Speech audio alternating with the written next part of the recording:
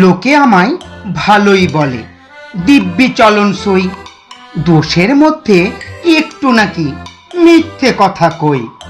ঘাটশিলাতে যাবার পথে ট্রেন ছুটছে যখন, মায়ের কাছে বাবার কাছে করছি বকম বকম। হঠাৎ দেখি মাঠের মধ্যে চলন্ত সব গাছে এক এক রকম ভঙ্গি ফোটে, এক এক রকম নাচে। ওমা দেখো নৃত্যনাট্য।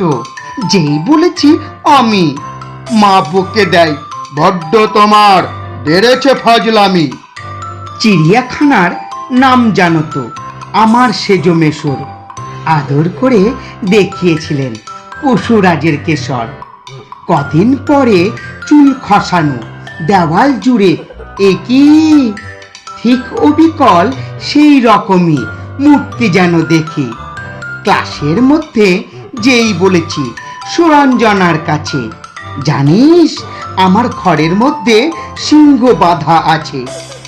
শুনতে পেয়ে দিদিমণি অমনি বলেন, শোনো, এসব কথা আবার যেন না শুনি কখনো।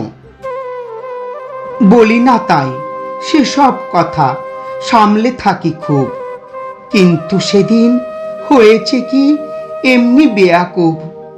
আকাশ পাড়ে আবারও চোখ গিয়েছে আটকে। শরৎ মেঘে দেখতে পেলাম রবীন্দ্রনাথকে।